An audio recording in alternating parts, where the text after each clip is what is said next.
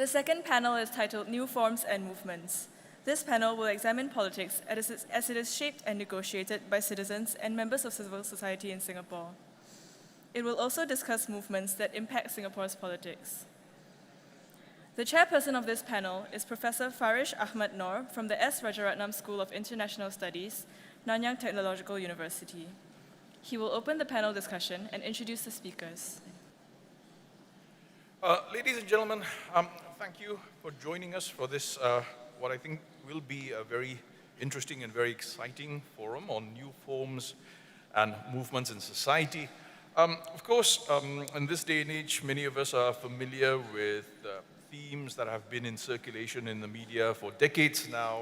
We talk about the age of disruption. There's been a lot of talk about the possible end of the nation state, about how globalization has created all kinds of new communicative infrastructures, bringing about new social movements. But despite all this talk that has actually gone on from the 80s to 90s, the nation state is still the dominant actor in international relations, and we see that the nation state has not lost its relevance or its saliency in politics, both domestically and internationally. However, we cannot deny the fact that in practically every society in the world today, we are looking at social landscapes and political landscapes that are very, very different. And one major reason for this is the prominence of new actors on the landscape, on the stage of national politics. This promises to be a very interesting session because we are looking at precisely these sort of groups that are emerging in Singapore today, symptomatic of what's happening worldwide. In brief, I will introduce the speakers in order. We will begin with Dr. Crystal Abidin, Senior Research Fellow in the Faculty of Humanities, Curtin University. After that, I'll invite Mr. Chai Ying Siu, Director of Citizen Adventures. After that, it will be Ms. Kerry Tan, Executive Director of Daughters of Tomorrow. And finally, Ms. Nur Lastrina Hamid, Co-founder of Singapore Youth for Climate Action. The themes of their own work, as you can tell, are very pertinent to the needs and concerns of the age that we live in. So without further ado, I would like to invite Dr. Crystal to take the floor. Thank you.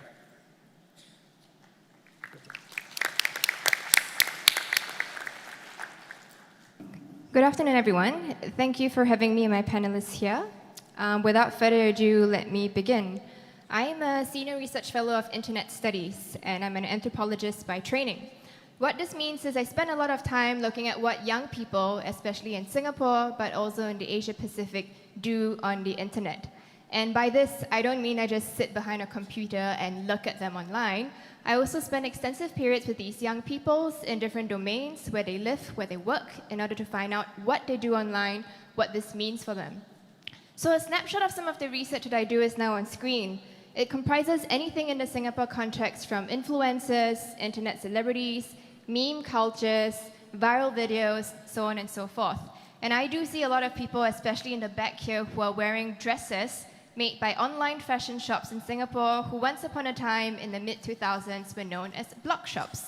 And that can probably tell you my age. But when I get into that section later on, I hope also to highlight a few things about social media and network cultures in Singapore in today's climate. But first off, as all good academics do, a bit of context. The Singapore context is a little bit different than the rest of Southeast Asia for different reasons. First, we have to consider the structure. We have a normative state surveillance culture in which we believe that if the state is watching us through those scary spiderweb cameras on the MRT or along the street at night, we believe in the faith and the good nature that this is for our protection and for our well-being. There is also a very high level of tacit IT knowledge among our citizens. You're looking at kindergarteners, kids in primary school, already learning how to use tech, IT and tech. And it's systematic all throughout all the levels of society. Moving on to culture, we do have also a situation of media didacticism. What this means is if you turn on a Jack Neo movie, a Channel 8 TV series at prime time, chances are every single episode or movie is going to be delivering some sort of moral message on how to be a better Singaporean or a better person in life. But in tandem with this, we also have the culture of public shaming that is as a result of an institution known as Stomp.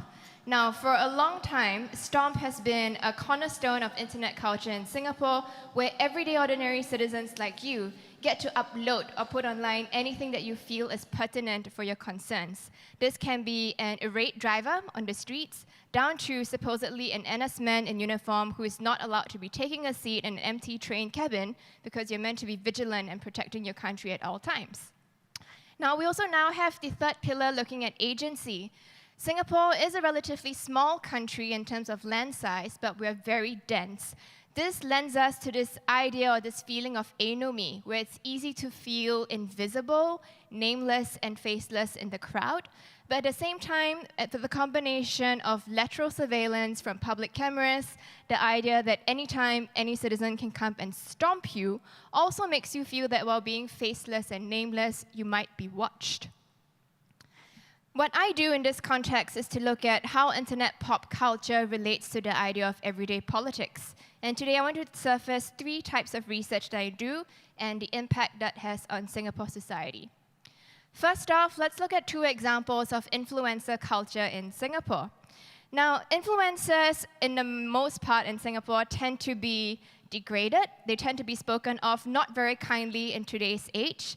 They seem to be people who are attention seekers, just out here to grab your attention online and then sell you something via a hashtag-sponsored post. But if you were to go back to the very early beginnings and history of influencer cultures in Singapore from 2005, a lot of this originated from grassroots groups, young people on the fringes, minority race, sexuality, gendered groups who had messages that they wanted to put out to young people in society. My favorite example are a YouTube Malay and Arab duo known as Munah Hirzi Official. Now, some of you may remember that across all their parody videos, this specific one from 2016 stood out. What happened was a Malay woman had submitted an application form in order to put an exhibition in a mall in the east side of Singapore. And her application was denied because the mall, quote-unquote, was trying to cater to a Chinese audience. And this Malay woman did not want to take this feedback without a fight. That story came out in a string of news articles, but it was very quickly buried. What happened is that influencers like Munah Hirzi Official took that incident as their inspiration, produced parody videos in order to reverse this situation. This video, which I highly recommend, shows them in a Malay predominant nightclub declining the application form of a Chinese alien wanting to hold a birthday party in a club because they do not serve the majority race in that situation. Now, if you were a woke Singaporean, as young people say these days, you would understand exactly this context. It was parody meant to push forth messages of anti-racism. But if, say, you were just a regular Beyonce, Nicki Minaj, Ariana Grande fan, and you know of these vehicles, you know of these pop songs that go viral nationally and internationally, this may come across to you as just another local parody. The implication of the political message may be lost on you, but you still get a semblance that parody is a strong vehicle for people in the margins and in the fringes to share messages in a mainstream and comfortable way. A more recent case in point here would be from the Naya siblings, musician Subhas and influencer Priti, who produced a parody video in order to push forth more anti-racism messages that they saw in a brown-face incident that occurred in our country. A second incident. We also want to look at influencers who are pushing off messages to do with gender and sexuality. Again, my favorite examples, Munah Hirzi Official, showing trans people, intersex people, people who are fluid on the gender spectrum, unapologetically occupying space in public as forms of pop culture in the contents that they produce. But we also have more of the traditional old-school influencers and bloggers, as we used to call them, from 2005, who used to put up provocative content at first to shock and scare people, but eventually to deliver a hashtag-sponsored message once again.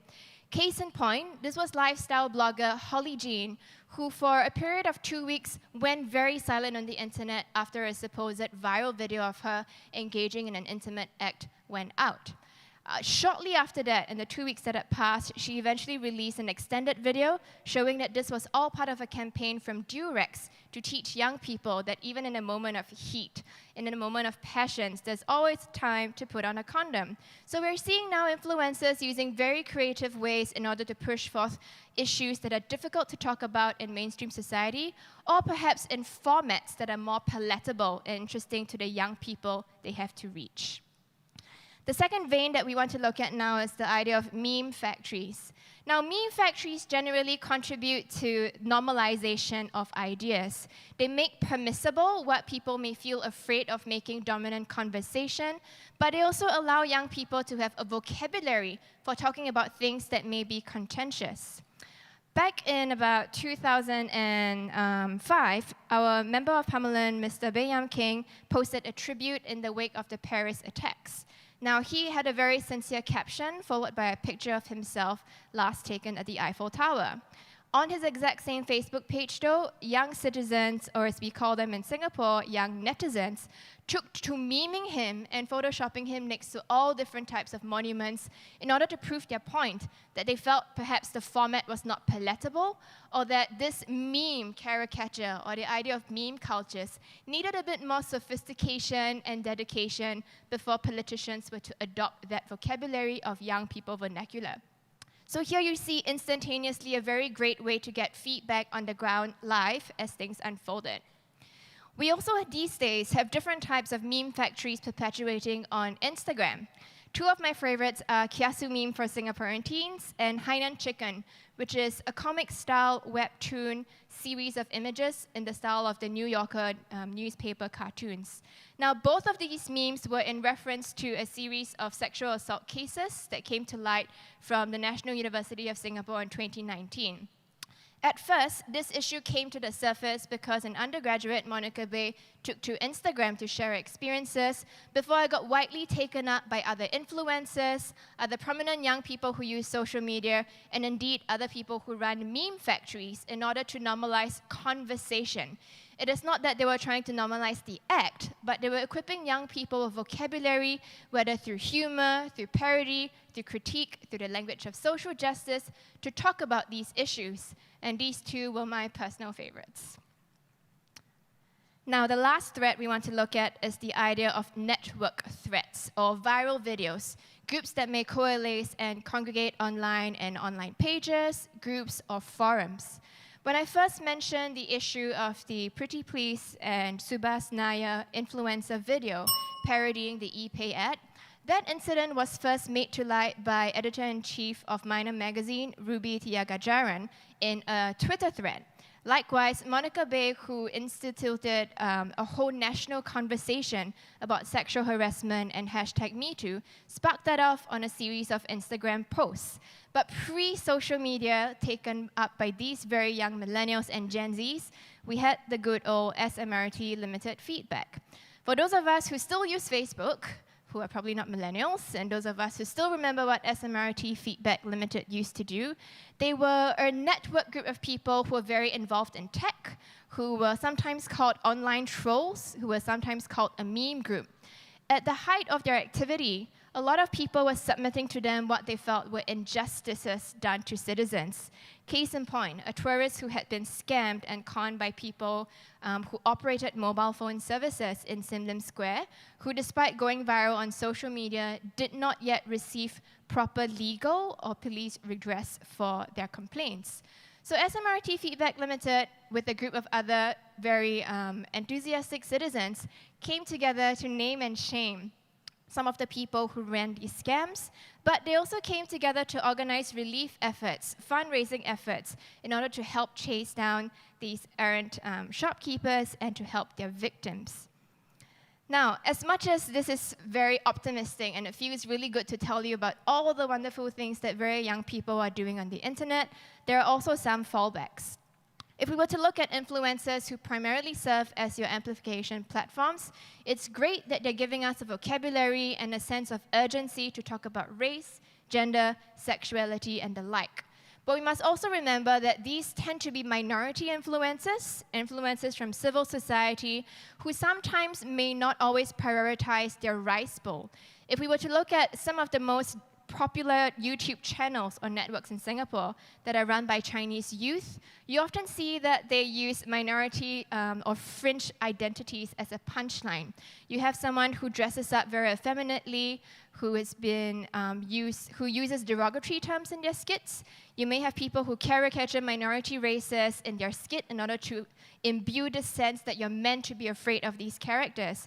And these things go under the radar. We don't discuss them. We don't call them out to the same extent as we did many other incidents because they feel normal, they feel common, and they have been normalized by everyday society. Meme factories, in the same way, who have been helping us with a conversation about normalizing the things that we find difficult to talk about, also have their fallbacks. Now, earlier on, Zoraida mentioned the idea of internet brigade.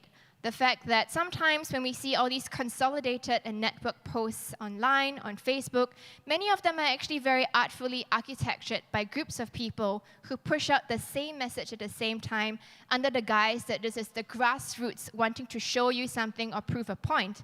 We now know in research all throughout Southeast Asia that these are architects of misinformation, disinformation, attention hacking. We also now know that they're for hire, whether for the state, pro-state, anti-state, or even just to sponsor, to elevate sponsored products for all sorts of corporate clients. So as we celebrate meme factories and the joy they give us on the internet from the humor, you also want to think about the sources, the agenda, and who is channeling all of this information to us. Lastly, with network threats, well, they do a very good job in surfacing issues that we would normally let fly under the radar or not care about. We also want to be aware of mob mentality. I work and live in Perth in Western Australia, where in the last 4 to 5 years, many people who have been named and shamed by Stomp and by wider internet culture in Singapore have fled to Perth. They have gone there to seek refuge because they feel that out here in the streets, they are found by Singaporeans and even being called out in person. This is something we have to address, and it's something that reminds us of the power, the transferability, and the bleeding capacity of internet culture into concrete everyday life. At the same time, we don't want to always discard these efforts as just millennials doing a woke thing online or Gen Z people wanting to be very politically correct. Because the last thing we want is for our young people to have call-out fatigue, to have feelings that they're no longer able to participate in society because nobody listens to them. I want to end with just 2 quick points here. What should we make of everyday politics and internet pop culture? The first is, do not belittle the format. As much as it comes across as funny, frivolous, and humor, it is relatable and it reaches audiences that you can never imagine. And finally, don't underestimate the authority of where these sources come from. They may not seem like the most learned, most certified people, but the networks of their power and their information are extremely dispersed, and when they consolidate, that's where you really see the subversive power of them all. Thank you. Thank you very much. Now I'd like to invite Chai Ying-Shu. Good afternoon, everyone. My name is Chai Ying-Zhou, and I'd like to thank IPS for the opportunity to speak at this event alongside such stellar allies in the space of social advocacy. To be selected from the huge pool of existing thought leaders on different causes and representations is indeed an honor which I hope to do justice in the next few minutes. So most of my work is geographically specific to 2 neighborhoods, Geylang and Dakota Crescent. These 2 are the examples that I'll give today. Geylang being the place that I've grown up all my life, and Dakota Crescent an adjacent neighborhood where my grandma had lived at. And I spent most of my time growing up there. So I've named the talk Lorongs of Wisdom in light of some of what I'm about to share.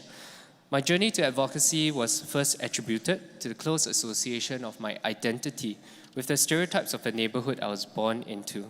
The key concerns people have are, as you can see on the Google results here. So most people know Geylang for different reasons. However, growing up, having to debunk such perspectives about a place I called home constantly was quite unnerving, needless to say. But from the state's perspective, there was also some truth contained in this stereotype. Crime rates and vice was extremely high. The police commissioner also once described it as a keg of gunpowder ready to explode.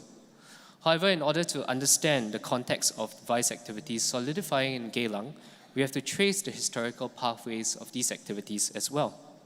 So it all started in 1819 when Singapore was established as a free trading port. Unfortunately, because the government did not tax trade, they had to look for other revenue means. And one of these means was through implementing of taxation and licenses to vices that were already happening here anyway. So in 1820, you could open a gambling farm for as cheap as $95 per month. And in 1830s, the opium regulation allowed the sale of opium, and all the other vices like tobacco and alcohol were other highly taxable vices. In 1860s, there was a huge influx of migrants, mostly young unmarried males. It tipped the gender imbalance to 14 males to 1 female. In order to maintain social order, prostitution was then legalized, and sex work by mostly foreign women tolerated in designated brothels. All these didn't happen in Geylang yet. It was still at the Singapore River. So after self-governance in 1959, there was much eradication of organized crime groups, many of them who were organizing these vices. Land Acquisition Act in 1967 resettled much of these areas, moving them to the city fringes and beyond. So just a fun historical fact, for some of you who may not know, in 1970s, there was junk ships that were anchored off Changi Point, Pulau Ubin, and Pasir Panjang. And for the going rate of $5, you could be taken on board with sampans for a whole day at sea, inclusive of food and a girl thrown in. So this was the historical context of the multiple clampdowns and eventual designation of these activities in Geylang as a red light district and consolidating the vices there. So some people often ask me, why doesn't the government shut everything down? But a similar question in Parliament in 1999 led the Minister of Home Affairs then to explain that it is better to know where they are rather than to disperse them and send them underground. So the policy of containment and control was indeed a pragmatic approach in dealing with these vices and prostitution. As such, Geylang's reputation is often referred to as an urban planning decision and also an allocation as a sacrificial lamb for the rest of Singapore to be safe. So what did it mean then for me growing up there in ground zero of this containment zone? So this is a picture of growing up in Geylang in 2014. It was an example of the first-hand encounters of the constant tension between the state and these vices. Eventually, my lived experiences encompass many of such encounters. So one of the other encounters was with a population of people, many of them who lived in Geylang. And I'm referring to the low-wage migrant workers. So statistically, they're about 1/5 of our population. Many of them that live in Geylang are males. They are mostly the construction workers. And many of them do jobs that we wouldn't aspire a career in.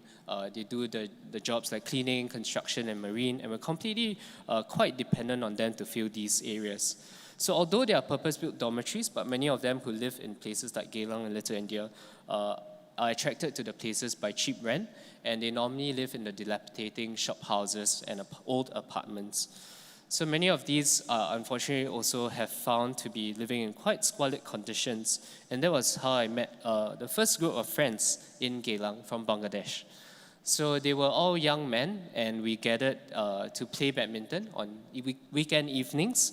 And many of them shared with me what they've given up to come here. And I was very inspired as a very young youth back then. Although we were similar ages, the sacrifices they made were completely quite different from decisions that I have to make in Singapore. And also being able to interact with them on a level of friendship really changed the paradigm of the labels that I knew them for as migrant workers. So often I was told, even by my parents, that migrant workers were dangerous. But one such personal encounter changed that altogether. So this is Basha, he's from Bangladesh. He came to Singapore with his twin brother when they were just 22. And they actually left medical school back home to study here, to work here, I mean. So they had to leave school because their father had a stroke. And in order to feed their family, Basha and his twin brother left their medical school to work in Singapore as an electrical worker. So Basha, at the point of time, didn't cut his hair for 6 months. And being a friend, the least I could do was learn how to cut hair on YouTube and give him a haircut. No, I'm kidding. You can actually just pay for a haircut, but I chose to do that because that's what friends do. Both of us were quite poor then. So Basha was actually the first of many migrant workers that I eventually cut hair for. And the sole purpose wasn't really for giving them charity or taking pity on them, but it was really because of how insightful the conversations that I had were. And from many of them, I learned about the stories of their sacrifices and what they did just to come to Singapore to work, and in turn giving the prime years of their lives to us. So what are some possibilities of solutions within these communities if we dare to imagine? It is really to talk to these populations instead of just talking about these people. And that's where we started to organize events and activities in the back alleys, in the dormitories, to invite Singaporeans to have their perceptions change through their interactions over food and activities. One of the very memorable participants of these events also told us that they wanted to view Geylang and to understand as well how the place worked.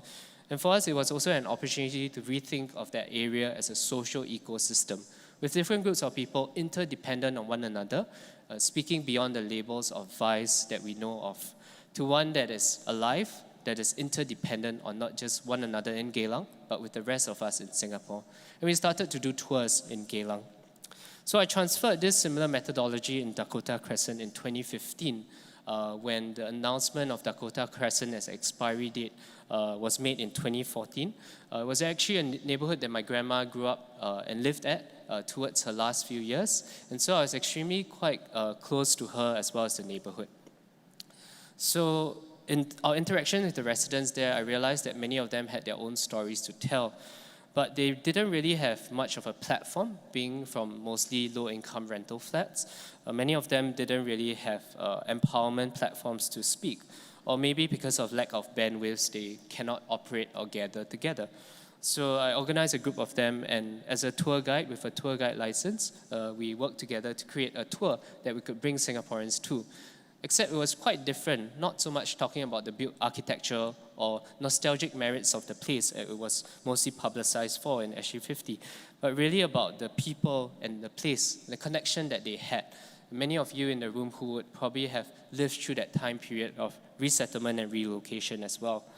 Many of them, the residents, took on the role of tour guides, not just showing around their neighborhood, but also showing many of the Singaporeans who came how life was like for them as a community.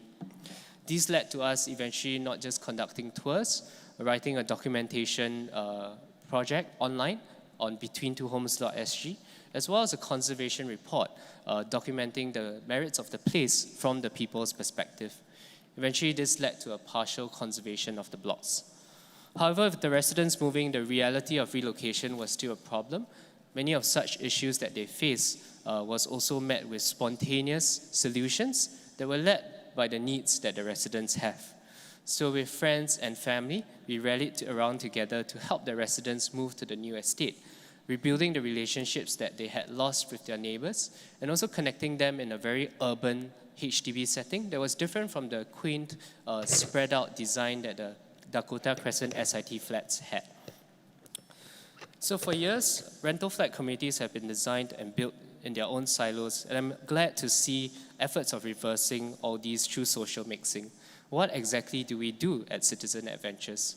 So what we really want to do is to build bridges and not walls, and also look at how we as citizens can find the good in everybody, to love our neighbors, and to design systemic and resist the systemic labels placed on these populations through friendships and new norms. So the rental flat design is also similar in terms of how we design recreation centers and migrant worker dormitories. These have been called social ghettos. And as I said, I'm glad to see it being reversed through new designs of blocks which are a mix of rental and purchase, but also even in schools where we are encouraging mixing of students from different ranges of primary school. So back to the point on social norms. The question is always, what kind of norms do we want to create as citizens? And with people who care, how do we get people to also know about these norms and allow these new norms to sit well within our population? And it first has to start from ourselves. So we need new role models who exemplify the values that we want to see in our society. From a 3-year-old child to MPs of different constituencies who value efforts of those who keep our estates clean, whether local or foreigners, or to the ordinary Singaporeans who open up their hearts by opening up their homes. We look to these social issues not just as issues in their own silo, but as mirrors which reflect the values of our society. Clans and associations is the last point that I'd like to make. Immigrants, many of them who came in early Singapore, formed these organizations as mutual self-help groups to support one another as migrants in a faraway land. Not just focusing on developing their own villages back home, but also eventually contributing to much of public infrastructure by building our first schools, hospitals in Singapore. Although many of the low-wage migrant workers back then were doing hard labor, there was a dignity in the process of gathering and seeing a sliver of home as they found community here, just like any human would need. And this is one of the dreams that we have for this group of migrant workers that we hang out with now. So they're called Singapore Migrant Friends. Every Sunday they play volleyball at Kallang Field. And they're one of many self-organized migrant groups. But SMF is consisting of 4 different nationalities, excluding Singaporeans as well, who gather every week to hang out with them, have food, and play volleyball. Apart from engaging migrant workers as statistics that we see in our midst, if we could also see them as people. This was in National Day Parade last year, where the story of how cutting hair for Basha eventually led to back alley barbers was featured in the parade. It was heartening to see many Singaporeans rallying around the need to care for people around us in our midst as well. I even went to Bangladesh to visit Basha and his house when he got married and got a haircut from his barber as well. So Back Alley Barbers has grown to a team of 42 barbers. We are all skilled-based long-term volunteers that go around giving free haircuts in shelters, nursing home, rental flat communities. We're also building an employability program to recruit and employ people with special needs, as well as in the future to start our own barber shop.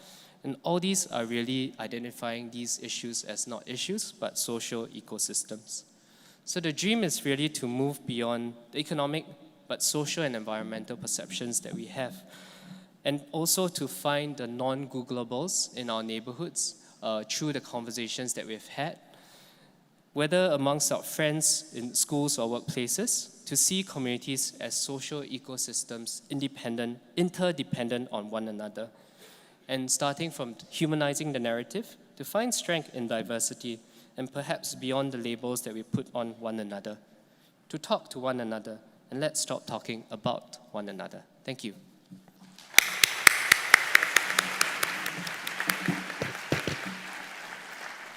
Thank you very much, In Chow. I think looking at the last 2 presentations, we can see a common theme of identities and dialogue emerging here.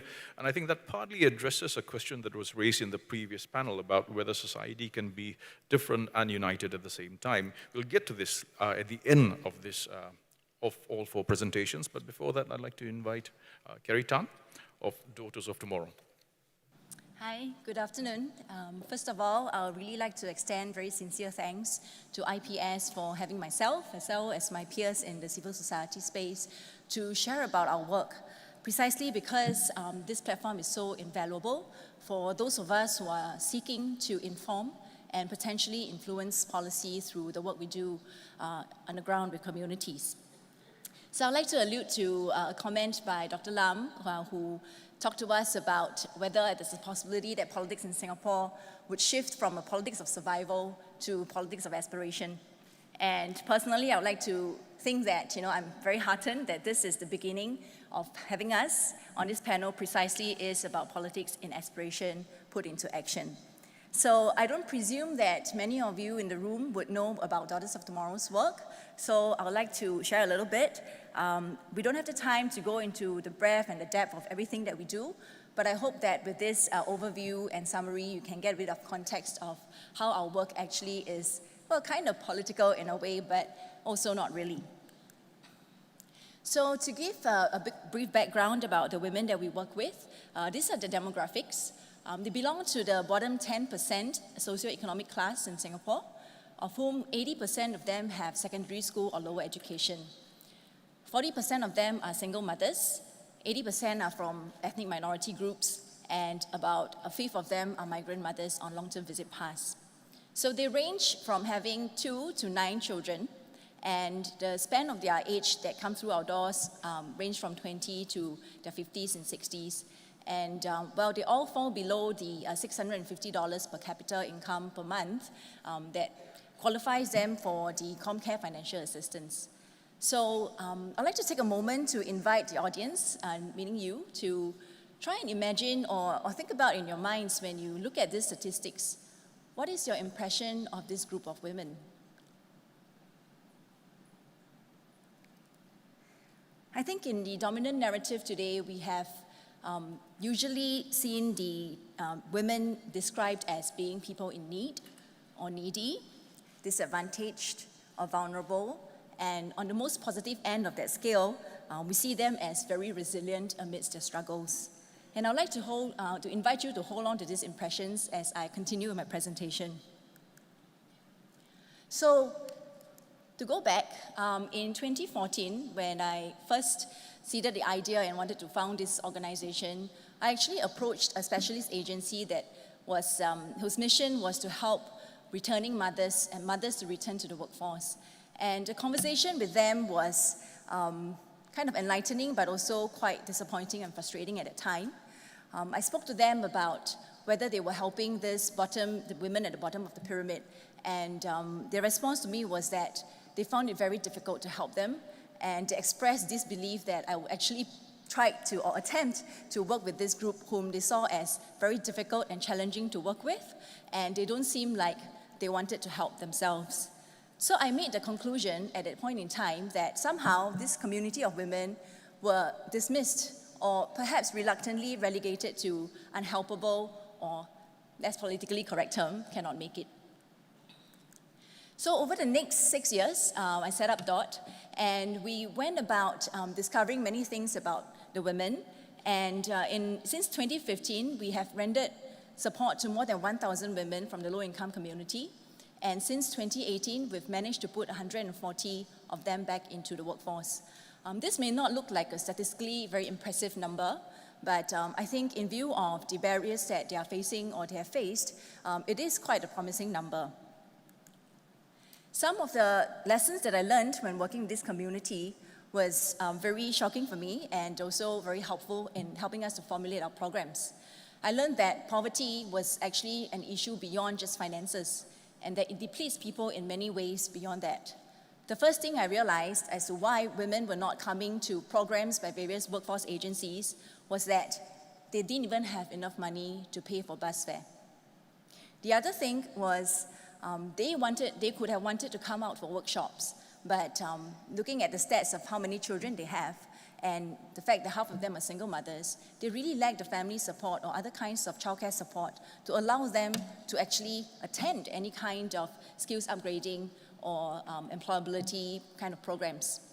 So we also noticed that amongst the women that we serve, at least 25% or 27% of them suffer from some form of mental health problems, including anxiety, depression, and uniformly all of them suffered from very low self-confidence and self-esteem. So what we set out to do as a community, which started off with my team being a charity, and then we extended our partnerships with a lot of private companies who do CSR with us, is that we formulated a process or a journey to help improve the women's confidence while providing them with moral support and emotional support through volunteer befrienders. We also went all the way through soft skills training to skills training or bridging them with vocational training to even bridging them with employers whom we sensitize to the challenges of those who work with or live with very scarce financial resources. So the extra mile that we went to in terms of helping this unhelpable community went to the extent of providing for every single workshop that we run until today, childminding provisions, which means that we will have the women attend class in one room, and we have a separate room for them to bring their kids, and we have volunteers roped in from various sources to help mind the children while the mothers learn in peace. So this is the array of of work that we do on a programmatic level, but we're also very proud to share that we have in some ways contributed to certain key advocacy wins, such as the one on the debarment rule for housing for single parents. We actually worked very closely with AWARE and MP Louis Ng on this issue of whether single mothers or single parents could buy housing, when we realized that a lot of housing instability contributed to the women's stresses, and they weren't able to settle down and be able to commit to a job when they were fearing housing stability. The other advocacy win that we had recently was when MSF announced that the childcare subsidies, which used to be only catered for women in employment, was now extended to women who were looking for employment.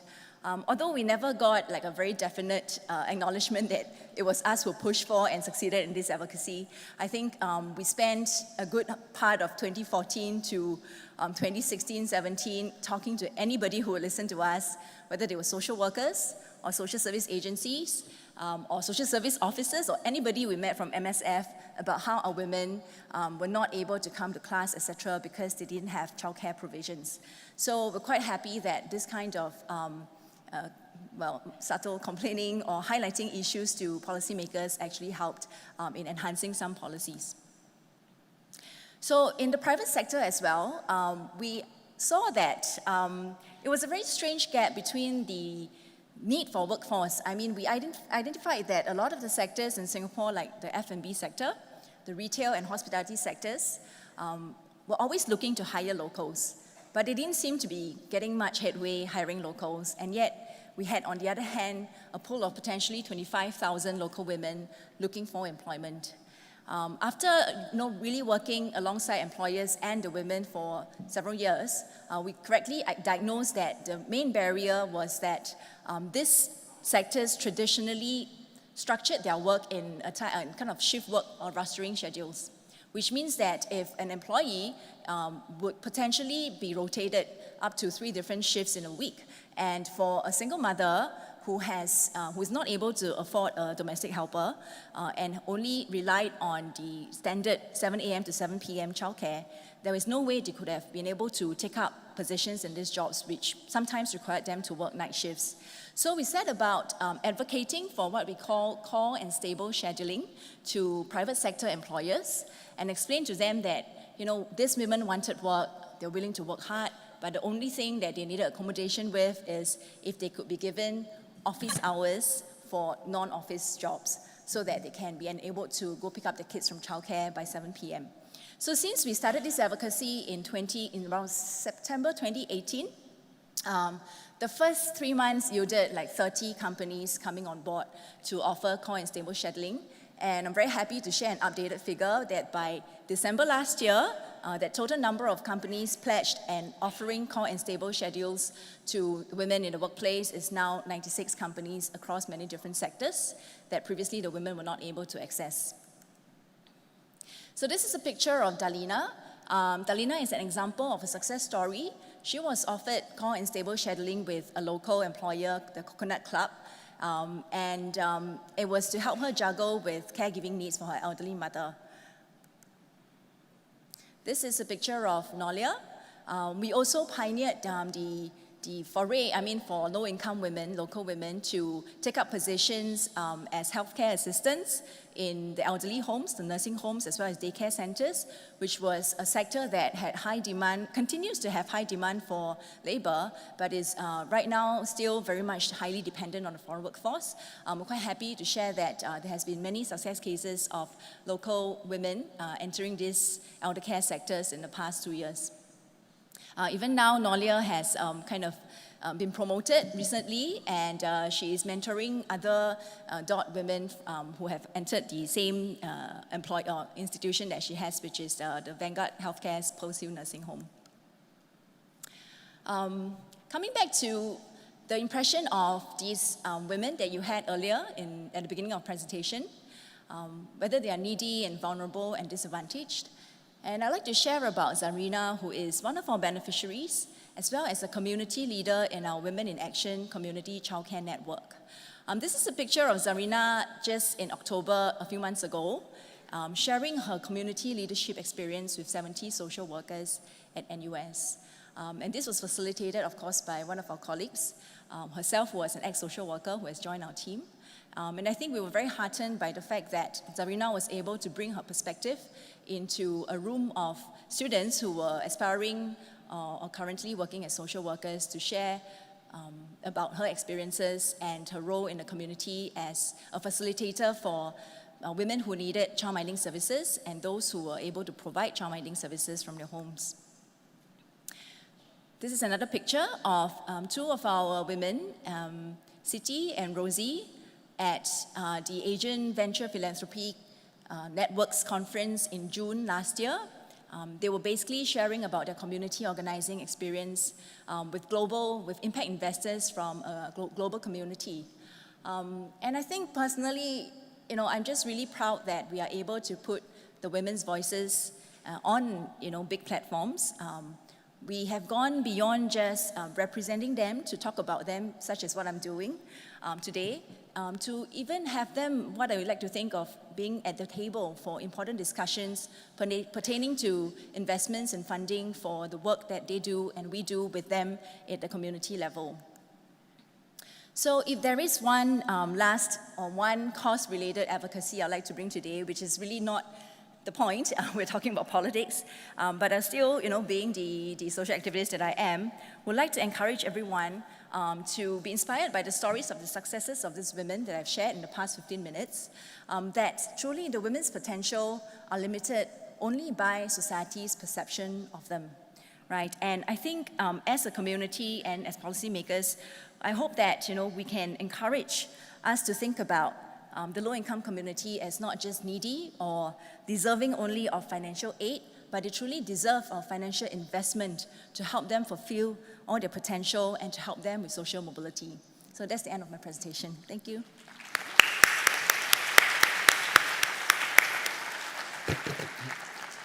Thank you very much, Kerry. I think Kerry's presentation and Ying Xiao's both have touched on this question of identity and recognizing difference and identities within society. But of course, society as a whole is also faced by other concerns that are much, much bigger, not least of which is climate change. And to that end, I'd like to invite Nur Lastrina, who will be speaking about the work of the Singapore Youth for Climate Action. A very good afternoon to everyone. First and foremost, thank you to the Institute of Policy Studies for giving me this platform to be part of the panel on new forms and movement to talk about what's happening in the environment space, specifically in the climate sector. Like many of you here, I've learned a lot from my fellow panelists, from what they've been doing in their various organizations and hats and roles, in how they're trying to facilitate conversations, trying to influence society, and also to effect changes that are necessary to bring us to a better Singapore tomorrow. For the next 15 minutes, I would like to put on my hat as an active volunteer in the environment space here in Singapore and share with you some of my learnings and observations that I've made along the years. So I'm not just going to talk about my organization, Singapore Youth for Climate Action. I'm also going to give you a very big picture view of what's going on in the climate scene here and share with you some examples of what the other groups are doing as well. So as you can see here on screen, I've divided my presentation into 3 parts. Part 1, 3 observations on the evolution of climate movement in Singapore. Part 2, 2 examples of how social media is amplifying the climate movement in Singapore. And Part 3, ignorance, criticism, and working together. So here we go for Part 1. So as you can see for Part 1, I've divided my timeline into 3 phases. First, 2010 to 2015, and then 2016 to 2018, and the last one, 2019 to 2020. Before I start proper, I think it would be very fair, to acknowledge that the environment scene in Singapore has already been active way before the year 2000, with organizations like Nature Society Singapore and Singapore Environment Council doing significant work for nature protection and nature conservation here in Singapore. So for this specific sector on the climate scene here, I think, in my opinion, it really sparked off in 2010. So to give you a bit of context, what was happening globally was that in the US, headed by this organization called 350.org, headquartered in the US, they sort of mobilized thousands of people globally in more than 180 countries, asking people to join this climate movement to challenge the systems that created this climate crisis. So that happened in 2007, and by 2010, it reached Singapore. So the local chapter, 350 in Singapore, then started to organize some events. And maybe to give a bit of comparison and flavor, in other countries, people have different ways of advocating for climate policies, for climate change. In other countries, people were using maybe arts and performances, or they were talking about organizing protests, and some people were even willing to get arrested for it. But in Singapore, things were a bit more safer. 350 Singapore focused on drilling that sustainability mindset and organizing outreach talks, documentary screenings, tree planting, beach cleanup, youth workshops, really to raise climate awareness first, which was, I think, in that period, not really there yet. Which this then brings me to the next period, 2016 to 2018. So before 2016, what was happening in 2015 was that some of my friends and I, who were already volunteering with different organizations in Singapore in the environment space, we realized that, hey, we've already learned so much about what's happening in the green sector, blue sector, brown sector, and what we're really interested to know about is how countries are addressing these climate issues. So what we then focused on was the UN Climate Change Conference, and that's what we did.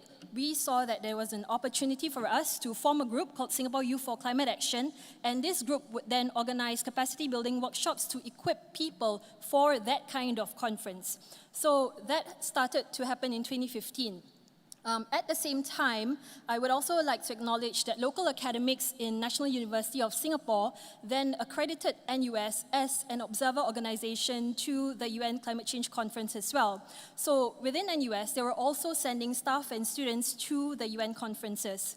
So what happened was with all these different groups going to the UNFCCC, in 2016 and 2018, we saw that there was a growing interest in people who are now not only interested in just knowing about climate change, but really we wanted to understand the policies, international negotiations and agreements, and how we can address this at a more systemic level. And then this brings me to the third phase of what was happening in the climate scene here in Singapore. So to me, the defining moment for us was really last year when a new group popped up, a new group called SG Climate Rally, and they organized the first ever climate gathering at Hong Lim Park. A show of hands, how many of you were there? No, less than 5. Okay, so I think this is the crowd that I really need to talk to, right? So thank you, IPS, for giving me this platform. So what was happening was really, it was this gathering at Hong Lim Park was the first of its kind, where people were physically gathering to show their climate concerns, and people came in large numbers. Almost, I think, Straits Times, when they reported it, it was about 2,000. So really the whole field was filled with people, mostly young people. And then this year, I think just last week, it was announced that this group, SG Climate Rally, together with another group, Speak for Climate, got together and teamed up for a campaign called Green Watch. So essentially what Green Watch is, it's a climate scorecard to assess all party manifestos and rank how different parties are addressing the climate crisis. And the aim really is to deepen that climate commitment during the upcoming general election. And I also understand SG Climate Rally has talked to parties like, I think, Singapore Democratic Party and Singapore People's Party for potential collaborations. And if anyone's interested, I think we have Aidan Mock. Is he here? So Aidan here is from SG Climate Rally. In case anyone is interested to find more, Aidan is there. Please approach him and find out more. So I hope you can see from the 3 time periods I've shared We've moved on from just, grown-up groups organizing outreach events, awareness events, to now trying to understand how policies and negotiations work. And we really want to go into, maybe, go slowly into politics and policies and see how we can change things at a more systemic level at a faster rate. And so how can we do that? Faster rate, right? So it really is, in this day and age, is through social media. For me personally, I really like to use Facebook. I find it as a meaningful platform to engage people, to understand what they think about climate change, what are some of their perceptions of policies that's out there. And it can really be an interesting space, and you really need to control yourself and not be easily triggered. So for me, I really like to check out the comments on Ranging Singapore Facebook page, and I also sometimes visit news sites like Today, CNA, Straits Times, because I think that kind of crowd who comment online are usually not the kind of crowd that I get to meet offline, and I think that's a very important learning space for me as well. Some people use Telegram and WhatsApp chats for maybe discussions or push alert notifications. So if you're interested, you can find out there are group chats for maybe food waste or dumpster diving, and these can also be really engaging groups for you to then slowly get into the environment/climate space. Here, I would like to shift your attention to the two examples that I really want to highlight, because I think this has been gaining traction in Singapore. First, on Instagram. I think in Singapore, we have nearly 1.9 million active users, and it's the in thing. So maybe to give you an example, in 2018, Ministry of Finance engaged social media influencers to promote Budget 2018. Ministry of Environment and Water Resources also engaged social media influencers. So people were getting paid to promote their photo contest. So it's the very in thing to do. The users are out there. And I think for me, what I want to highlight here are these two users whom I think really use Instagram, especially the Instagram stories function, very meaningfully. So first is Tingkat's SG, which is run by Pamela Low. And the second one is The Weird and Wild, which is run by Yin. That's her. So for the first one, Tingkat's SG, Pamela's style is really, show, don't tell. So what she does is maybe she attends an event or she reads an article in books, and she shares with you some of the sustainability angles that she learns. And then she invites you to converse with her, and she reshares your comments or stories on her story. So that's Pamela's style. And then for Yin, she does very good, quirky illustrations. So she has the big stuff like sustainable living, climate policies at the local and international level, and she breaks them down into very quirky illustrations, very simple and easy for people to understand. I think that's something that we really need for people to, understand it at a simple level and makes them want to take action easily. And the next one that I wanted to share on is podcasts. I think podcasts as a whole, it's a growing trend in the US and the UK, and even in Singapore, maybe to give you a scale of how big this can be. In Singapore last year, 3 Malay radio DJs left their job, and by February, they started a channel called OK Let's Go. And they talk about, everyday things, and the past 1 year, they've released more than 300 episodes already. And each episode is garnering more than 80,000 listeners. So podcasts can be a very big thing. In the local climate context, we have, these two are from Straits Times. That's Audrey Tan and David Fogarty. So they launched a sort of environmental series podcast called Green Pulse. And then we also have Channel News Asia's 938, Now Heart of the Matter, also covering some environmental news, including the latest UN Climate Change Conference. So a lot of things are going on, and I feel social media is the way to go in terms of amplifying the climate education here in Singapore. And this brings me to my third section on ignorance, criticism, and working together. Now, with the growing climate movement offline and online, I think in my ideal state of mind, I would like to think that everyone in Singapore is now aware and they want to do something for the climate. And this has been illustrated on the surveys that were published recently, right? Surveys done by National Climate Change Secretariat, surveys done by National Youth Council, by MediaCorp even, and generally they say the same thing. 9 out of 10 people in Singapore are aware of climate change, which sounds good, but at the end of the day, for me, there's really two issues. The first is that being aware does not necessarily mean you would want to do something to change your behavior for the climate.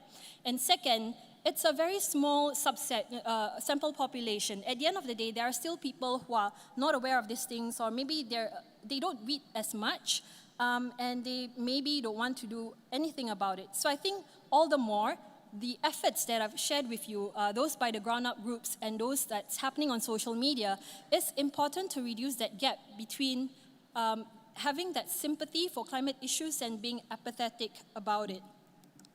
And then, there's also the problem of trying to do what we think is best for our country and still being criticized for various things. So this is a screen grab, I think, happened in the last 2 weeks. I decided to just put this snapshot, but as you can see, this snapshot, there was actually an accompanying lengthy post, and it received quite a lot of comments, over 40 comments. And maybe this is just one example to give you a flavor of how harsh things can be, right? Associate Professor Winston Chow, he's currently with SMU, he has contributed a lot to the climate scene here in Singapore. He has even contributed to the UN International Climate Reports. So he's a very credible guy, and he was giving an interview to Mothership SG. And even then, in that particular Facebook post, he was criticized. He was apparently spreading misleading information, and he was told that, you can say whatever you want, Singapore can still do better. So essentially, what I'm trying to show here is that no matter how credible we think we are or how sound we think our policies are, at the end of the day, there will still be critics. And critics that we need to dissect and understand that they come from a place of concern, and maybe we just need to listen to each other better. And how can we do that? I think for me, there's one sort of learning that I really want to share here, is that last year I attended a lecture by Yale University's Benjamin Kishore here in Singapore, and he is the guy to go to if you really want to learn policy learnings, policies and how they address wicked problems. And wicked problems here, he has a table, he categorizes everything for you. Climate change is in type 4, super wicked problem. So the idea is when you want to solve certain issues, you have to identify them correctly and then use certain approaches or certain policies. And then from there, you can handle things better. And he uses, or he raises 3 interesting questions, which I think, is a takeaway for everyone here, in that the 3 questions. How can we design policies that create sticky, immediate stickiness, such that it cannot be reversed easily? How can we design policies that can be entrenched and gain support over time? And how can we design policies that expand the population that supports those policies? So I think these are the kinds of questions we need to ourselves, as policymakers, when we are addressing certain things and when we are trying to convince our critics. In my last slide here, I would just like to highlight, there can be many different conversations as to what good politics is. And there can be many different angles in terms of freedom of expression or barriers to entry. For me, in the climate context here in Singapore, good politics means having a healthy ecosystem where all the key stakeholders, all the ground-up groups, agencies like NYC, Mura, and so on, can come together and we can talk out things with each other, building that trust and partnership, which was earlier mentioned this morning. I think for me, one thing is clear. Regardless of your political affiliation, the climate crisis should be at the top of your agenda, and the incumbent should call for national unity when co-creating policies for the climate crisis. Mr. Chiam See Tong, he mentioned this in 1984 after the electoral victory. I think this also is appropriate in our current context. He mentioned, whenever possible, we will cooperate with the PAP and find solutions to the problems. I want to help PAP in its responsibility of nation building. So here, regardless of your political leanings and role in society, be it in the government or NGO, I hope you see that the larger cause here is really to work towards a better Singapore. So put aside your differences and work with each other more. Thank you.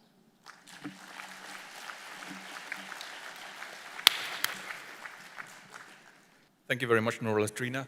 I'd like to open up the discussion with a question to the entire panel, and I think I'll pick on the one of your concluding points about criticism and advocacy.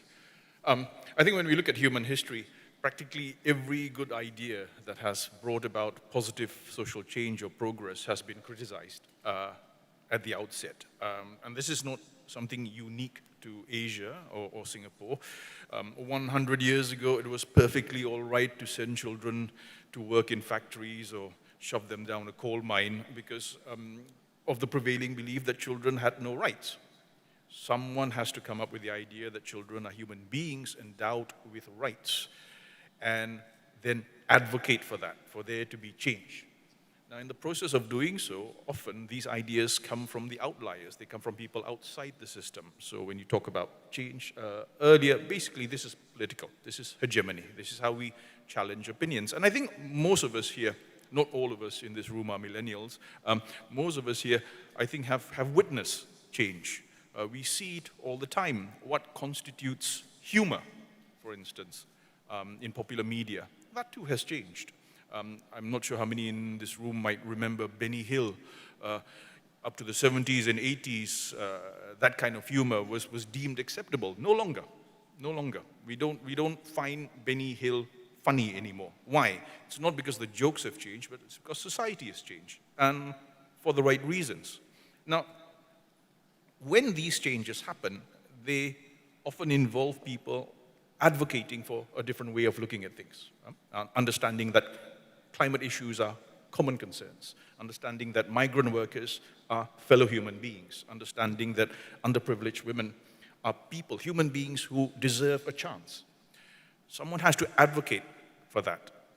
But in the process of doing so, I want to go back to the point raised in the earlier panel. Are we not back to this old debate between diversity and difference in society or a unified society? Do we still live in an age where we can talk about society with a capital S or states with a capital S as if it's something singular? I think Crystal might agree that now the technologies are far more advanced, so we have multiplier effects, we have amplifying effects, we have social media, but 50 years ago, 100 years ago, people would have been using pamphlets or posters. Yeah? So it's not the technology that matters. It's at what point do we recognize that society has moved on and it's not a singular thing anymore. And we need to understand this diversity and complexity and live with complexity. So my question to all of you, really, and anyone can start here, is where do you see yourself, your own work and what you're doing, and how does your work, contribute to this understanding that society, and in this case Singaporean society, is not this flat, homogeneous space, but actually something very, very complex? And is there worth in doing this? Do you think it's important to emphasize this complexity? So can I just present that to all of you here, perhaps? Yeah, sure. Test. So with regards to complexity, I think in the migrant worker space, it is a complex topic to discuss because many of them would be perceived as non-Singaporeans and therefore may not be acceded the right platforms for discourse. But one of the things that I've learned is also in terms of our interdependence with this group of people. For example, in terms of much of our care in nursing homes or many of the jobs that they fill are completely dependent on a pool of foreign workers within our midst. So this interdependence is also recognized not just in the jobs that they fill, but also historically how we have come to be as a nation that have embraced their diversity and their strengths of different individuals from different backgrounds. And it is also a very pragmatic way of integrating people for the purpose of the better good of all of who come to Singapore to find work. So I think in terms of how things have changed now, it is quite divisive in terms of when we talk about nationality. And many of us do see them as others. Unfortunately, it's also something that's perpetrated by what some of our parents' generation, for example, tell me, don't hang out with them, and the stereotypes that these populations have. So that's also something that hopefully can be a social norm that changes over time as we have more opportunities to integrate with social media being one of the levelers for these changes and these platforms where people can actually voice out about their lives and their human stories. And I think that brings across a solidarity point where everyone can come together and acknowledge their struggles regardless of the jobs or the backgrounds they have in society.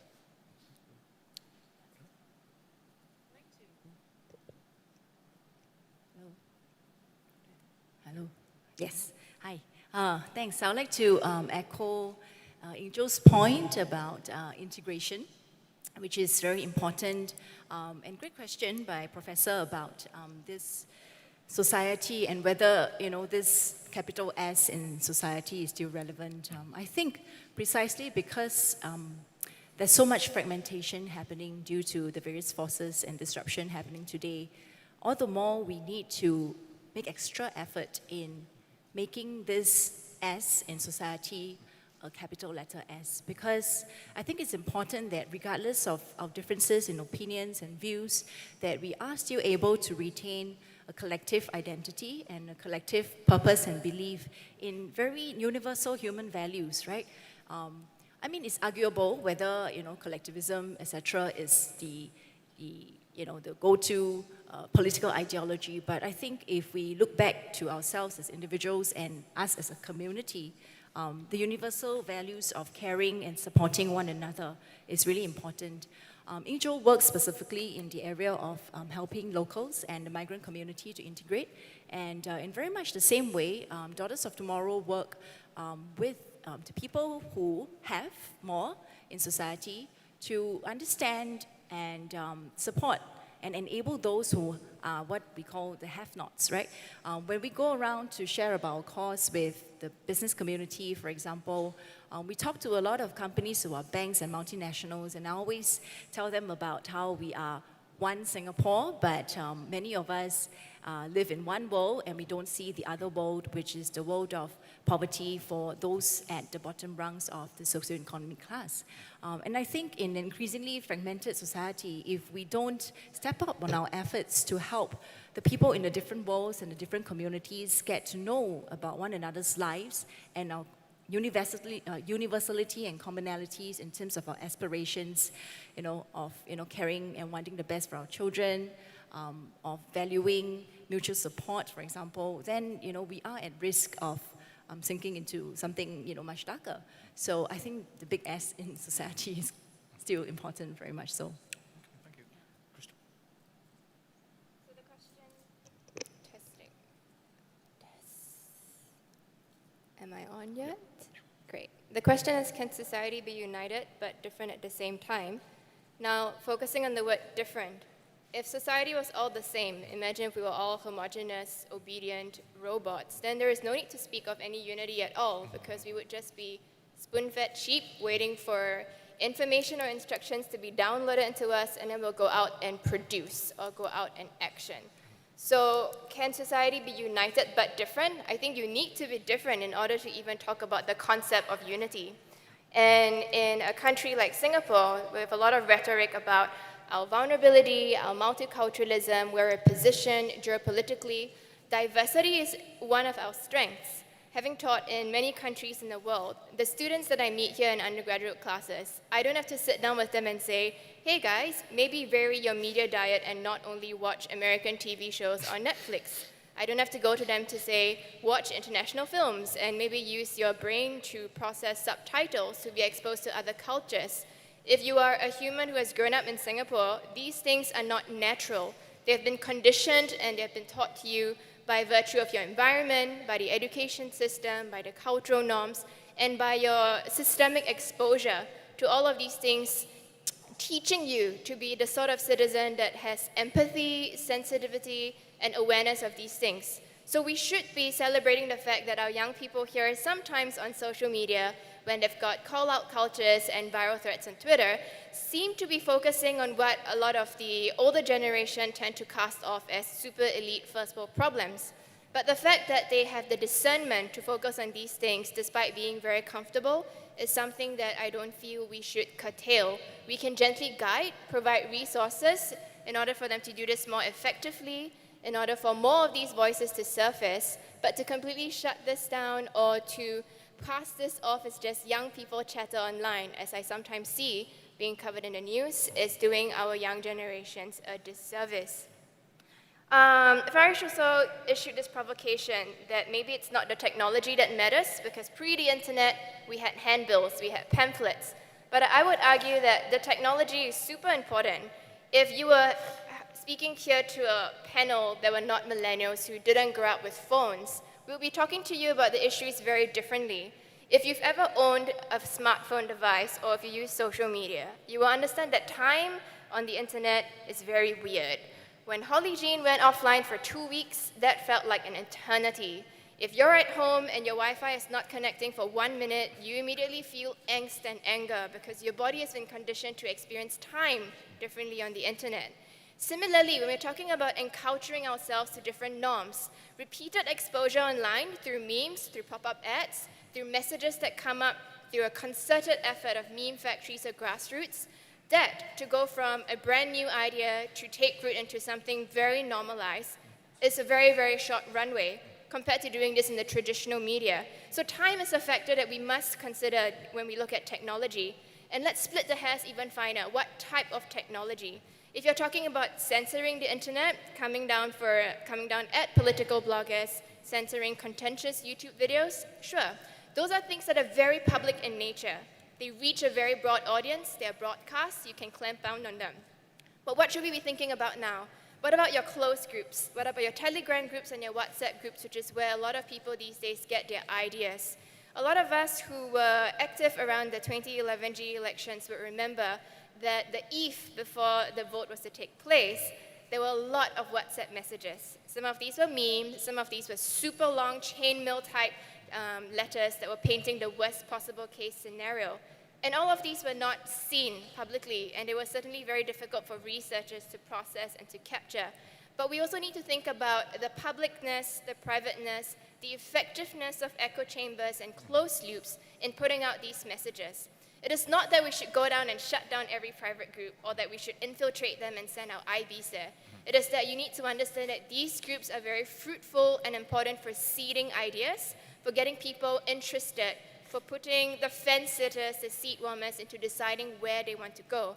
So it's important to learn their practices and, if need be, work with these groups as opposed to shutting down communication.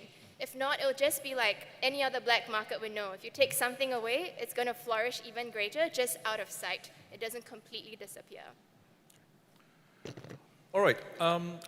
I'd like to now open it up to members of the audience, and I think you can see the mics there. So while I wait for a few people to come up, I think we have one here. And there are three over there. So can I just take forward a second? Yeah, all right. So, yes, please. Hello, I'm from Sira Girls Secondary School, and my question is, do you feel that the government is doing enough to hear the views of young people or just the general public on issues that they are passionate about? Like, for example, through memes or social media, or are young people and the general public doing enough to express their views to the government? And like, what do you think could be done to bridge the gap between the government and the people? Thank you. Thank you very much. Can I invite you? Hi, my name is Amol Mittal. I'm from UWC. My question is, with the increased popularity of citizen journalism in Singapore, where do you believe the line should be drawn between what is considered to be citizen journalism and public shaming amongst Singapore residents? Taking the example of the citizen media page of Stomp, where such websites tend to divide our united society. Thank you. Thank you. And yes, yes. Hi, my name is Brooke, and I'm also from UWC. And I was wondering what your opinions are on this question. To what extent should governments be able to censor online posts that may be deemed discriminatory? Thank you. Thank you very much. And I think the last question for this round. Okay. Yes. Since Professor Crystal brought up surveillance as well as the topic of WhatsApp, I'm wondering what you think about, since WhatsApp has played such a prominent role, at least in the news, due to its use by political dissidents, most prominently perhaps Jamal Khashoggi, to what extent do you think that the backlash against encryption from so-called developed democracies, such as the UK and USA, risk putting genuinely oppressed people who are dissenting against the government through these messaging services in danger, since, of course, Khashoggi is widely believed to have been killed because his WhatsApp messages were hacked? Okay. Thank you very much. So, yes, why not? Well, first of all, thank you for promoting me to professor. I am not yet there, but I hope to one day be there, even after today. Let me respond to the question from the young lady from Cedar Girls first. Is the government doing enough to hear the views of young people? Are young people doing enough to be heard by the government? Number one, there are young people in the government. I think when we think about young people, Lestrina and I were just having this conversation. This morning, a lot of our panelists use the term millennials quite usually. I feel that these days we use the term millennials as a scapegoat, empty label to refer to young people who are noisy and troublesome because we don't understand them. But if you're really talking about millennials as a generational cohort, these are your people in your mid-20s to mid-30s. If you're talking about younger people who may spend a lot of time on social media, these are your Gen Zs who grew up online. So there are young people in the government who are stakeholders in different facets of society. The government also does cooperate with many other organizations in civil society that have active young people participating. The fact that there are many people in secondary schools and colleges here is a testament of that fact. You have probably asked more questions here than any of the other people who are maybe twice or three times your age. So keep doing that, because I really enjoy how you are not yet jaded or have not yet internalized OB markers. So sometimes the questions you ask may feel like they're a bit very blatant or in your face, but it's perhaps because the adults don't feel like we should ask the same questions anymore. So keep being young and keep being angry productively. Are young people doing enough to be heard by the government? This question is a bit strange for me because I'm not sure if we know of the same young people in Singapore, but they're extremely vocal. Everything you want to know about them, from how they felt about a minister's tie to the latest Netflix show to some food in the newest restaurant, is online on the internet. So there are ways where we can tap into these organic networks that are already there, where young people are volunteering information, as opposed to orchestrating rather artificial settings of getting the top students from every college to come for a meet the parliament member session or to do surveys. So we need to be thinking more about digital methods and digital ways of gathering data, because we are talking about cohorts of very young and digitally savvy people. I'm going to try and group the three questions from the young people at UWC together. Should there be a line drawn between citizen journalism and public shaming? Now, Stomp, I have a love-hate relationship with, because when it was first launched, it was branded as citizen journalism. And if you're a citizen and this is important to you, then you classify that as journalism. We also had the incentive where if you submitted a story and it was published, you were paid a small sum of money. At first, you could submit it via email or on portals, but now you can do it online via WhatsApp. You see these ads all over the place where you can WhatsApp any concerns you have. It's normalizing and shortening the runway we have from seeing something, formulating a thought, and then putting out there in the public without thinking about consequences. So the technologies that we have in place, the structures that have allowed these things to flourish, sometimes need to review and take a step back to see, should we always go full tech? As much as I'm an internet ethnographer and my livelihood depends on Singapore continuing to have good internet culture, sometimes we don't always have to think about the best, the quickest, the newest. There is a lot of benefit into rethinking from history, into slowing down and seeing what works for this context. WhatsApp is also a very important point of contention. My colleague Natalie Pang, who is one of the organizing members, and I are working on this. I have to answer this from the context in which I work, which is the research I do in Singapore. What we know about WhatsApp in Singapore is that it's really effective for seeding all sorts of messages. In fact, most of the misinformation we're concerned about on WhatsApp is not really political in nature. It's more about personal security and safety. You know, if you eat this specific vegetable, you will get cancer and die. If you watch this television show, you will get another disease and die. And this seems to be a type of routine where the older generations who are presumed to be less digital literate are more susceptible to, which is why we've decided to focus on the idea of family groups on WhatsApp. They're perhaps one of the most rare intergenerational situations where young, old, super young, super old are in the same environment. And while the very empathetic and helpful elderly like to give us these sorts of information, the young also have a duty of care here to point out how to teach digital literacies and care to these people.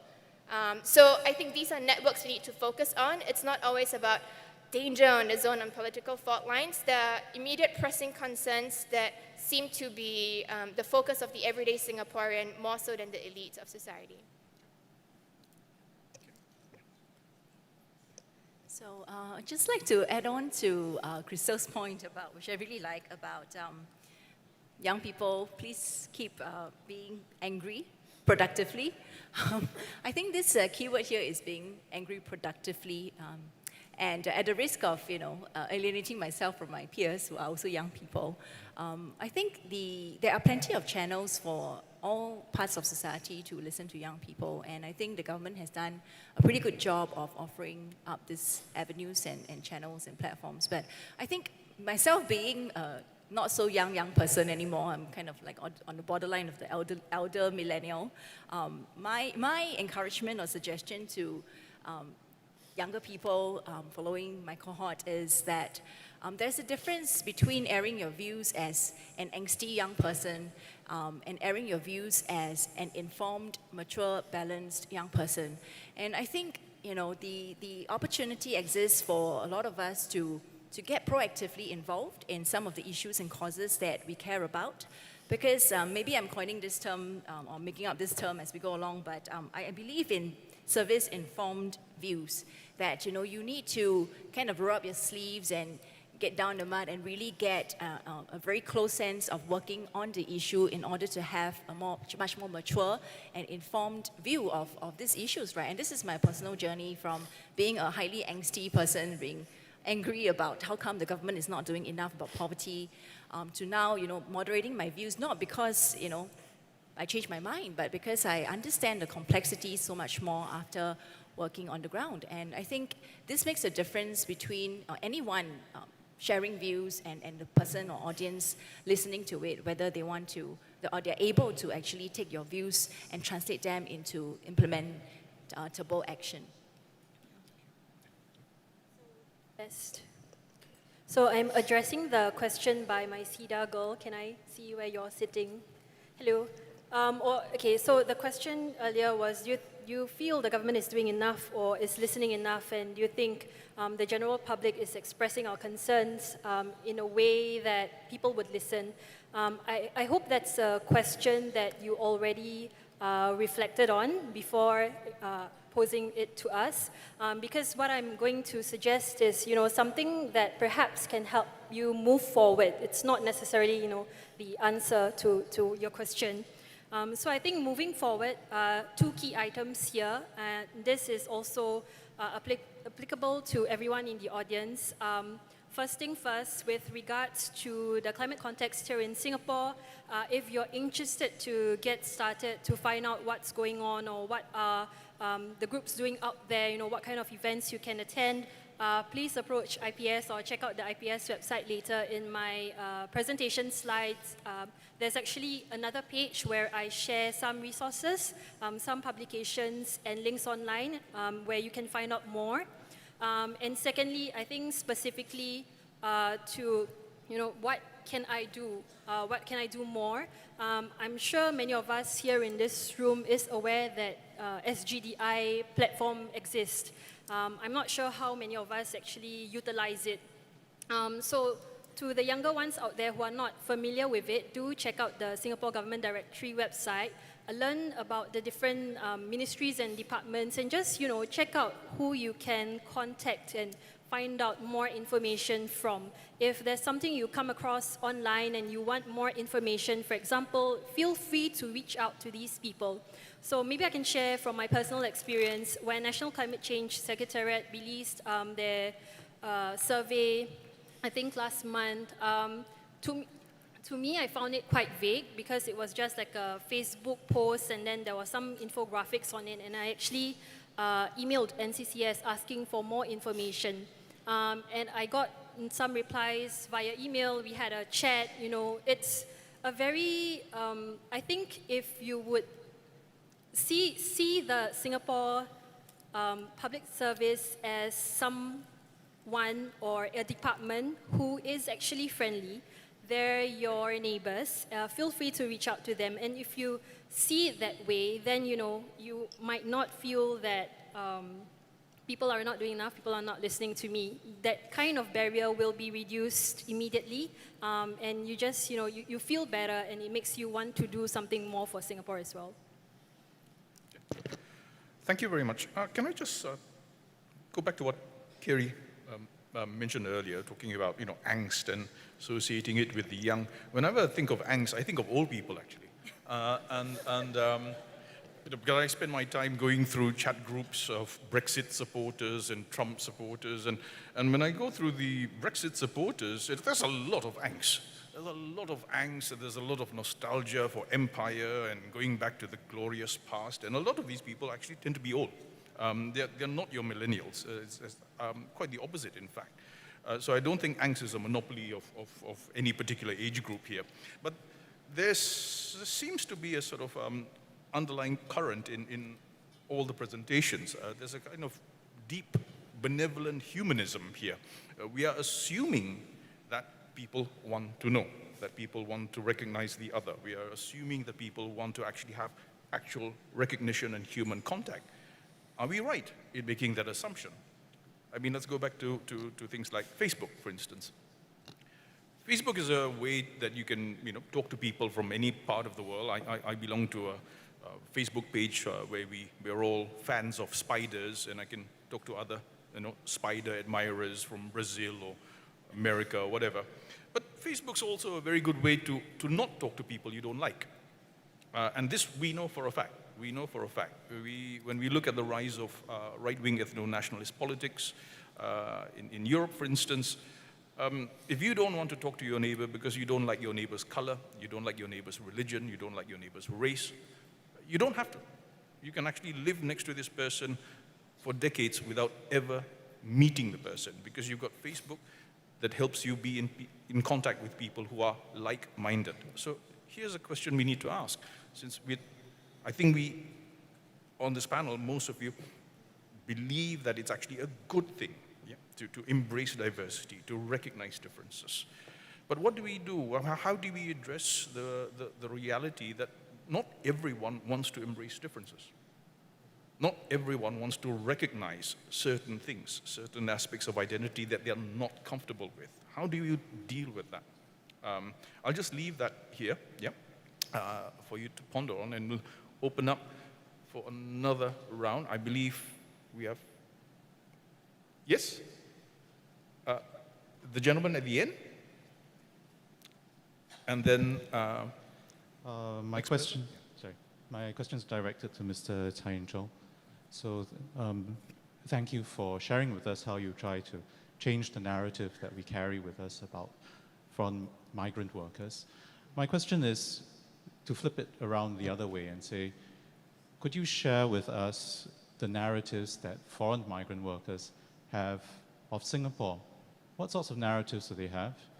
And what do they say about us as a society? Thank you. Thank you. Another one?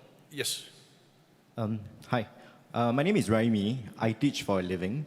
I think Ms. Lastrina has already answered a little bit of the question, but I thought it'd be good to hear from the other panels as well. But before I start, I think it would be good for Mr. Chai to know that I've shown students clip of you snipping hair at the back alley, and it melted a lot of our hearts. For the rest of the panelists, don't worry, I'll share your work tomorrow with the students. I think bearing in mind the students that I've wonderfully left behind for the day, I thought it would be good if I can relay this question to them, or relay the answers to this question to them. I'm just wondering what would be the best advice you can give to youths who are very passionate and want to take the first steps to be advocates and champions of social causes that they are passionate for. Thank you.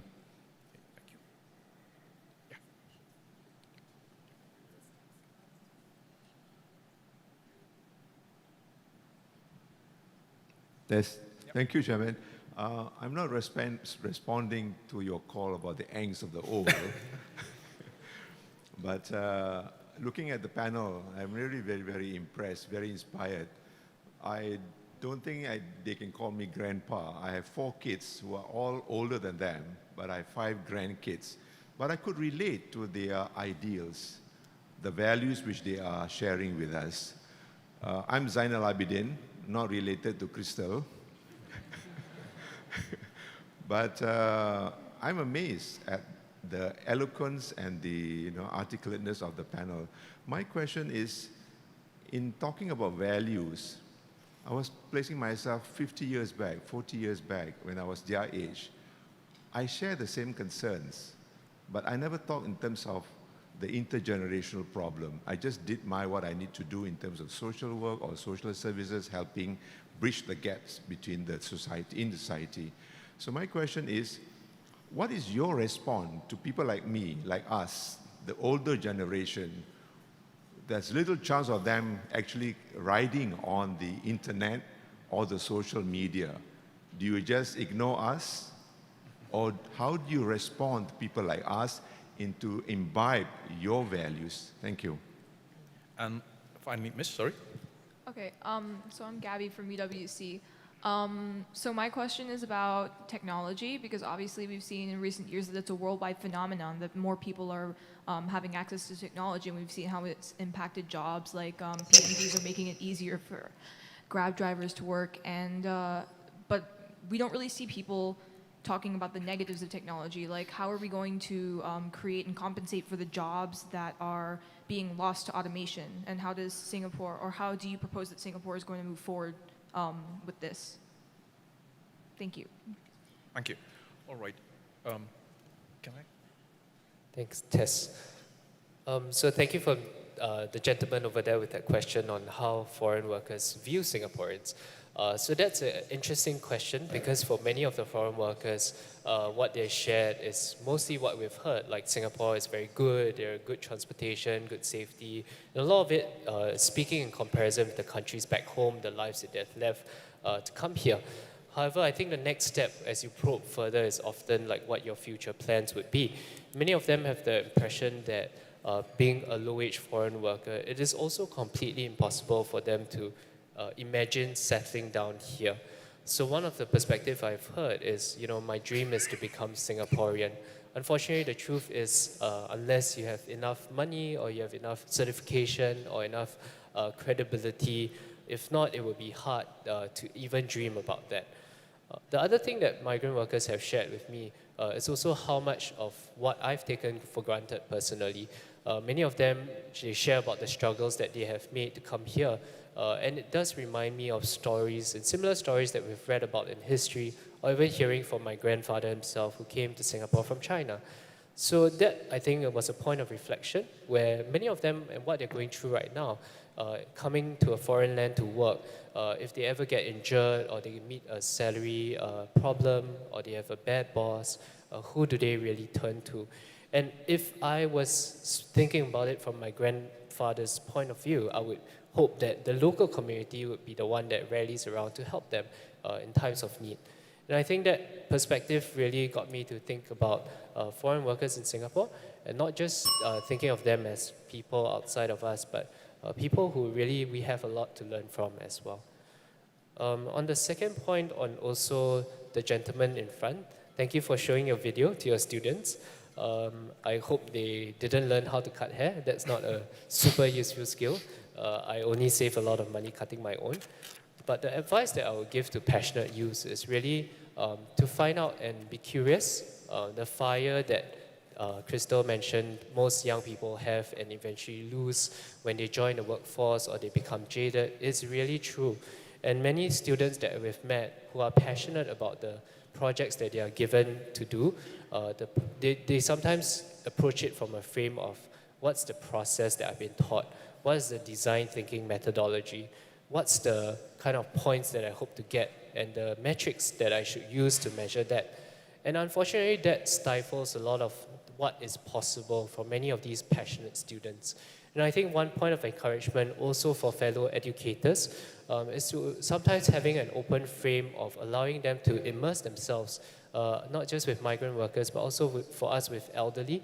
For example, in nursing homes, a group of CEDA students who came by just spent 3 hours with them over a month every week, just mingling around, chilling out with the elderly. And the ideas that they thought about were completely out of the box. And a lot of the designs came from a perspective of the conversations that they had, and a lot of the needs that they identified were shared personally by the members in the nursing home itself. And I thought that was a very beautiful process that the teacher was open enough to let them take through. And that was really encouraging for passionate youth to continue that fire through others, through the education and mentorship of teachers and external partners as well. Thank you very much. Ladies and gentlemen, we are down to the last 3 minutes, so I'd like to invite Noel, Kerry, and then Crystal to address the questions, 1 minute each, if it's possible. Sorry. I think for me, maybe out of the 4 questions, the most relevant one is the one from Mr. Zainul Abidin on how, or I think at least for myself, how I'm communicating certain values or actions to people of the older generation. If I could share one example that's happening at home, my father remarried about 2 years ago. I was trying to find ways on how I can talk to my stepmom, she's Indonesian, on, recycling. And I didn't really want to go into details and tell her, like, oh, Singapore has a waste management problem and so on. But really, I was just showing her what was happening, that at the void deck, we have a blue bin. Someone comes in and collect all these recyclable materials. At home, I'm going to put this plastic here, if you can, whenever we have cans or plastic bottles, can you put it in the plastic? I think that kind of direct, simple conversations with people of the older generation is something that I find has been working for me in terms of communicating my point across. If I may just add another layer to that, how I'm also engaging people of the younger generation. So I have a 5.5-year-old niece, and she doesn't understand all this like social media stuff, right? So what we do, we go out quite often, and I bring her, from Hot Park all the way to Harbourfront, and it's a very long walk. She's very tired, but she's exposed to the outdoors, and we get to talk about a lot of things about nature. And I think that's also another way for me, at least, to engage people of the younger generation and tell them more about environmental protection and conservation. It's true, bringing them outdoors. Okay, I'm going to probably take more than 1 minute, but just to address, is it Mr. Zainul's point about, the way I heard your question is, what is the place for the seniors in the young people's world? And I think it takes recognition from both young people and the silver generation that inevitably we are heading into an aging society, and the older people are here to stay for a long time, and they're going to be a large part of the community. I think there is a lot that we can learn from each other. For example, the other day I had this woman, this lady in her 60s who tried to call me. And being a young person, right now in our culture, it's almost rude to call without texting first, so I wasn't expecting her call. And I was very hesitant to pick up a call because I wasn't prepared to have a long conversation. But I thought, you know what, she's calling me, maybe, I have a bit of time, I can try picking it up. And I was pleasantly surprised, and in a short 5 minutes of conversation, I found out so much more about what she's involved in, what she's doing that day. And I think the value that older people can bring to a very tech-entrenched generation is the ability to maintain very warm interpersonal relationships that are not tech-barriered, right? And I think it takes recognition for young people to see value in that. Okay, then I'm going to move on to Professor Farish's question about whether it's a good strategy to take a benevolent approach and assume that everybody wants to, be nice and to love each other, and everybody wants to recognize differences, right? And I think being in the civic society where we're running charities, we're doing social movements, we kind of have the luxury of giving people the benefit of the doubt. And I have to say that with our organization's experience, that has translated to amazing outcomes, as you can see from the success stories we shared. So I'm hoping that there is room for this kind of stories to inspire some kind of mentality change, to shift from a fear-based mentality of policy making to more a love-based or investment, pragmatically speaking, investment-based way of looking at public policy. Often we come across policymakers saying, they don't want to do this or that because they worry about certain schemes or certain provisions being abused. And that's perfectly understandable given that you're under public scrutiny and you're being responsible and accountable to the public. So I think this kind of question requires us to think about, both as citizens and as policymakers, is this the kind of renegotiation of the social contract we may want to have, where we delegate, the pragmatism to the government, and should it make mistakes, the MRP breakdowns and we get into a fuss about it, right? Or can we also give some confidence and leeway for perhaps policymakers to also adopt some love-based or benevolent, benevolence-based kind of policy making? And finally, Kristen. Mr. Zaino Epidin. My father is also a Mr. Zaino Epidin, but I can confirm that you are not my dad. But still, I will respond to your question first out of this weird halo effect of respect for you now. The common response is always to find common ground, right, between the young and the old. And this also has become an empty signifier. What is a common ground? As an anthropologist, I find that the best way to understand people is to not bring them for a specific cause, but to let them spend time together. You cannot just throw people into a room and say, okay, what in our lives intersects in a Venn diagram? Let's extremely bond on this, and then now let's extremely persuade each other about this specific issue.